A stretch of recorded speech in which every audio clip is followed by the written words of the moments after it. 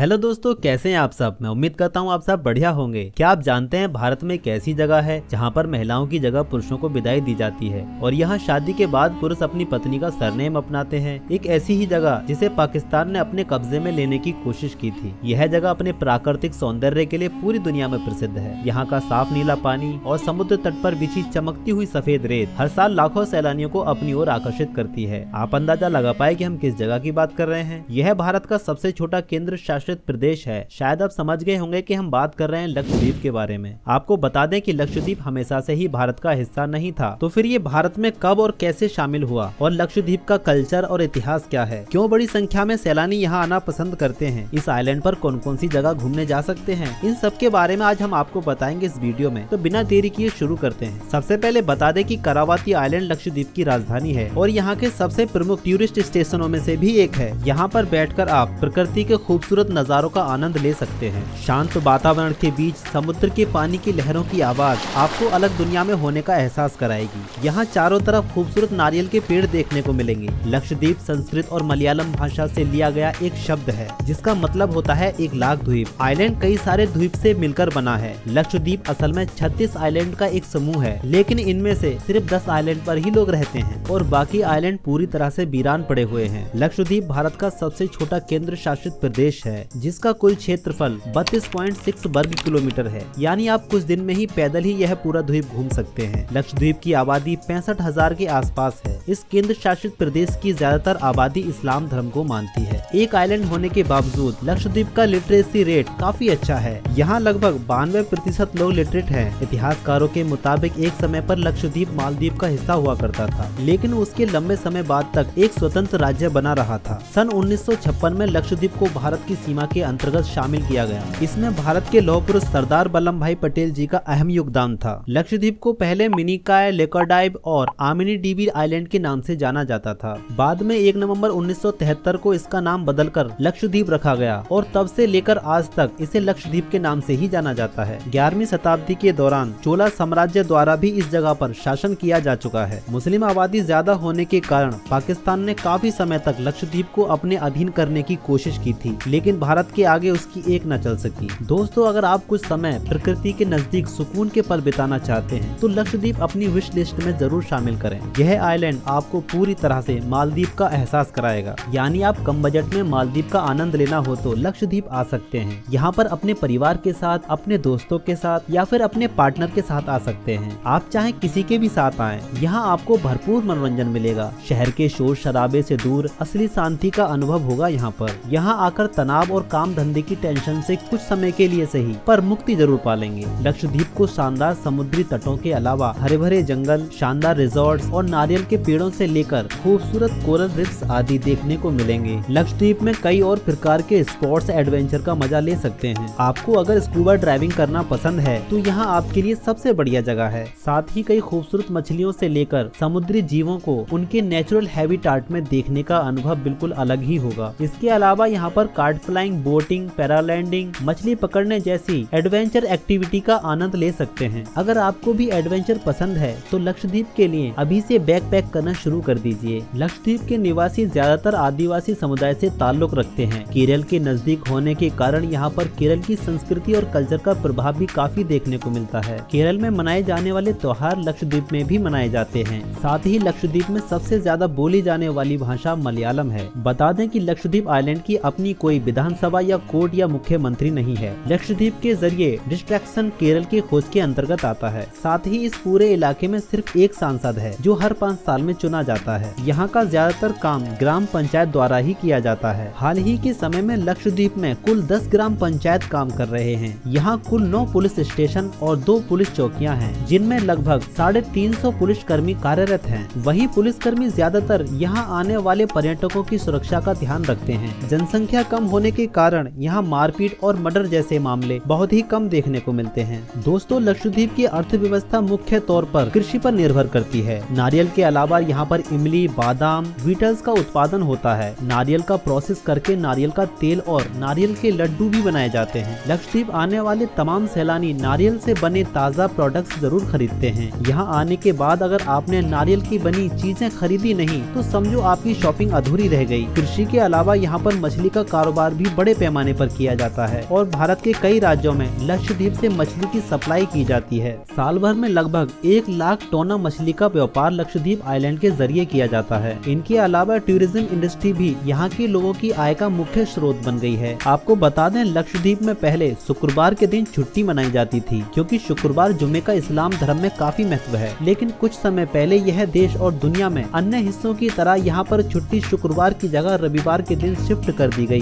दोस्तों, लक्षद्वीप की हवा इतनी साफ है कि यहाँ जाने के बाद आपका वापस आने का मन ही नहीं करेगा। शहरों से दूर ताजी हवा में कुछ पल बिताकर आपको पता चलेगा कि जिंदगी किसे कहते हैं और साफ हवा में सांस लेकर कितना अच्छा महसूस होता है। लक्षद्वीप के लोगों की दरिया दिली भी आपका दिल जीत लेगी। यहाँ के लोग मेहमान नवाजी में माहिर माने जाते हैं। अक्सर पीक सीजन में अलग अलग आइलैंड्स पर पर्यटकों के स्वागत पर भव्य कार्यक्रम आयोजित किया जाता है। यहाँ पर भारतीय परंपरा के अनुसार सैलानियों का स्वागत किया जाता है। दोस्तों, हम तो ऐसे ही जानते हैं कि विदाई के बाद लड़की लड़की के घर जाती है, या फिर अभी तक तो हमने यही सुना था कि सदियों से यह परंपरा चली आ रही है कि शादी के बाद लड़की के माता पिता अपनी बेटी की विदाई करते हैं और फिर उसे पूरी जिंदगी अपने पति के घर ही रहना होता है। लेकिन लक्षद्वीप में यह रिवाज नहीं है। यहाँ शादी के बाद लड़का अपनी ससुराल जाता है और घर जमाई बनकर रहता है। इतना ही नहीं, पत्नी का सरनेम भी लड़के को अपनाना पड़ता है। अगर आप लक्षद्वीप जाने का प्लान कर रहे हैं तो आपको बता दें कि यहाँ पर समुद्र मार्ग या फिर हवाई मार्ग के जरिए पहुँचा जा सकता है। आपको भारत के सभी प्रमुख शहरों से अगाती एयरपोर्ट तक की सीधी उड़ान मिलेगी। सबसे ज्यादा उड़ान यहाँ केरल के कोचिन शहर से आती है। इसके अलावा अगर आप समुद्र मार्ग के जरिए लक्षद्वीप आना चाहते हैं तो भी कोच्चि शहर से ही आपको सुविधा मिलेगी। कोच्चि और लक्षद्वीप के तटों के बीच लगभग 400 किलोमीटर का फासला है और यहाँ तक का सफर तय करने का असली मजा शिप में ही आता है। शिप में आपको सभी प्रकार की सुविधाएं मिलेंगी। पूरे सफर के दौरान समुद्र के खूबसूरत नजारों का लुत्फ उठा सकते हैं। समुद्र के जरिए आप सबसे पहले अगाती आइलैंड पर एक कदम रखेंगे। अगाती आइलैंड इतना छोटा है कि आप चंद घंटों में पैदल ही घूम सकते हैं। यह आइलैंड 8 किलोमीटर के एरिया में फैला हुआ है। इस आइलैंड पर जाने के बाद यहाँ का लोकल फूड जरूर ट्राई करें।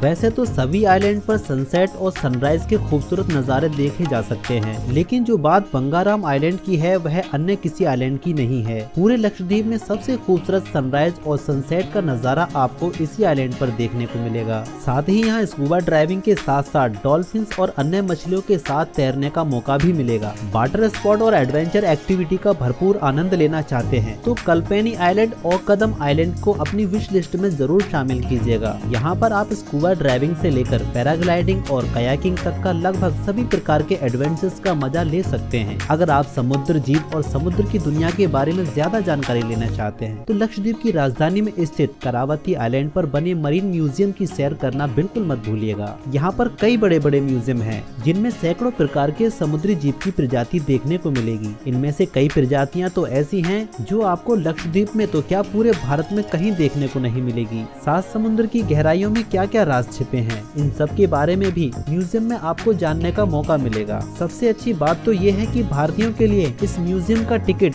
सिर्फ 15 रुपए रखा गया है। लक्षद्वीप में एक अजीब नियम यह भी है कि कोई भी बाहर का व्यक्ति यहाँ जमीन नहीं खरीद सकता। सिर्फ लक्षद्वीप के लोगों के लिए यहाँ जमीन खरीदने की अनुमति है और इस नियम को भारत सरकार ने भी मान्यता दे रखी है। लक्षद्वीप में वैसे तो कई आइलैंड्स हैं, लेकिन बंगाराम द्वीप के अलावा अन्य किसी भी आइलैंड्स पर शराब पीना पूरी तरह से प्रतिबंधित है। इस नियम का उल्लंघन करने वाले के खिलाफ कार्रवाई भी की जाती है और जुर्माना भी लगाया जाता है। बशर्ते दोस्तों यहाँ पर कोई भी पर्यटन बिना कपड़ों के नहीं घूम सकता। अगर आप भारतीय हैं तो लक्षद्वीप के किसी भी आइलैंड्स पर घूम सकते हैं, लेकिन विदेशी सैलानियों को यहाँ सिर्फ 3 ही द्वीप पर जाने की अनुमति होती है। इससे ज्यादा द्वीपों पर जाने के लिए कोच्चि या फिर लक्षद्वीप प्रशासन से अनुमति पत्र हस्ताक्षर कराने होते हैं। हालांकि ये काम ज्यादातर टूरिस्ट गाइड आसानी से करा देते हैं। लक्षद्वीप क्योंकि ये भारत का ही हिस्सा है, इसलिए यहाँ जाने के लिए किसी भी प्रकार के वीजे की जरूरत आपको नहीं पड़ेगी। इस आइलैंड पर घूमने का खर्चा लगभग 50,000 रुपए प्रति व्यक्ति आएगा। वैसे तो एरोप्लेन और जहाज दोनों ही माध्यम से लक्षद्वीप पहुँचा जा सकता है, लेकिन अगर आपके पास समय है तो शिप के जरिए इस आइलैंड तक का सफर तय करें। तो दोस्तों यह था सबसे खूबसूरत आइलैंड लक्षद्वीप। उम्मीद करता हूँ आपको हमारा यह वीडियो पसंद आया होगा।